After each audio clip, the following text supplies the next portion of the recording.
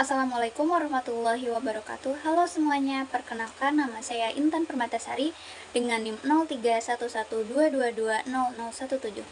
Saya merupakan mahasiswa dari kelas B Akuntansi semester 3 SUTA Atmaja Subang. Di sini saya akan menjelaskan tentang resum pilar-pilar ekonomi Islam. Dalam Islam, kita dituntut untuk berpikir secara sistemik atau menurut kerangka sistem. Nah, untuk memecahkan permasalahan hidup atau problematika hidup, kita itu harus melakukan dua hal. Yang pertama adalah fikrah dan yang kedua adalah thariqah. Fikrah itu merupakan sebuah pemikiran, dan sedangkan thariqah merupakan sebuah metode untuk menerapkan fikrah. Nah, fikrah atau pemikiran ini diantaranya adalah Al-Quran, As-Sunnah, terus ijma, dan qiyas.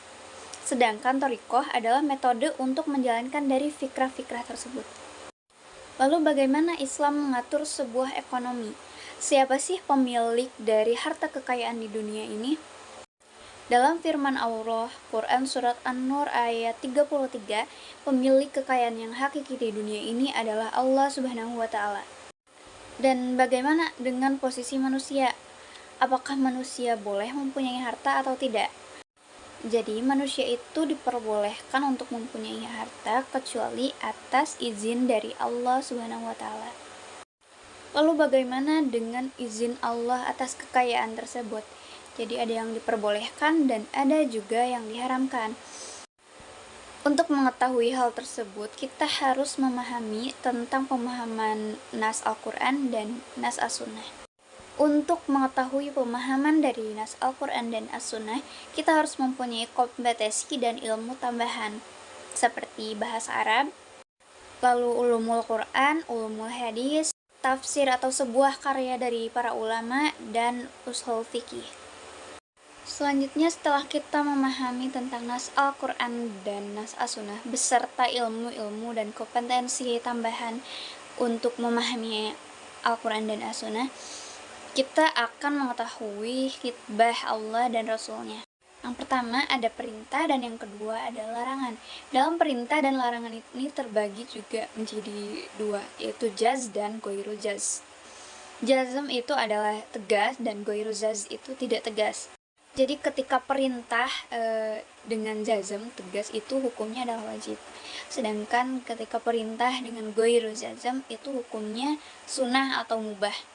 Dalam larangan pun ada dua, yaitu jazm dan goiru jazm. Jazm itu tadi tegas dan goiru jazm adalah tidak tegas.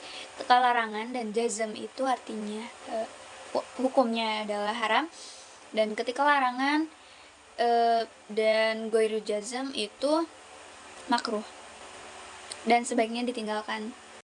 Jadi setiap hal atau perbuatan apapun yang kita lakukan itu ada hukumnya. Kita harus mengetahui terlebih dulu hukumnya. Ada 5 seperti haram, terus wajib, sunnah, mubah, dan makruh. Pilar-pilar ekonomi Islam itu ada 3. Yang pertama kepemilikan, yang kedua pemanfaatan kepemilikan, dan yang ketiga distribusi kekayaan. Pandangan Islam terhadap ekonomi, pilar-pilar ekonomi Islam. Keberadaannya itu alamiah dan diciptakan oleh Allah Subhanahu wa Ta'ala. Perolehannya ada yang diharamkan dan ada juga yang dihalalkan. Yang dihalalkan seperti pegawai dan broker, yang diharamkan seperti judi, mencuri, dan perbuatan yang tidak Allah senangi. Nah, dalam hal produksi itu semuanya diserahkan kepada manusia yang kemudian menjadi ilmu ekonomi. Terus pemanfaatannya ada yang diharamkan seperti minum khamar, makan bangkai, dan lain-lain.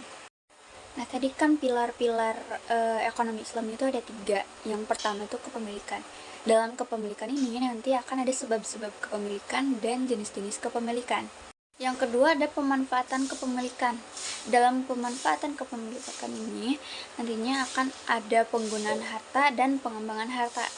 Yang ketiga distribusi atas kekayaan. Ada 2, distribusi secara ekonomi dan distribusi secara non-ekonomi. Jadi kesimpulannya adalah bahwa seluruh harta kekayaan di dunia ini adalah hanya milik Allah.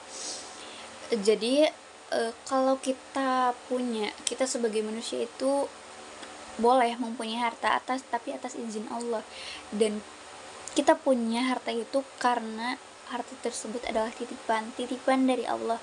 Kita harus menggunakan harta tersebut sebaik-baiknya. Kita juga harus paham tentang nas Al-Quran dan As-Sunnah serta ilmu-ilmu tambahannya. Kita juga harus tahu hukum syariat Islam itu ada 5. Yang pertama halal, haram, mubah, sunnah, dan makruh. Sekian, terima kasih. Wassalamualaikum warahmatullahi wabarakatuh.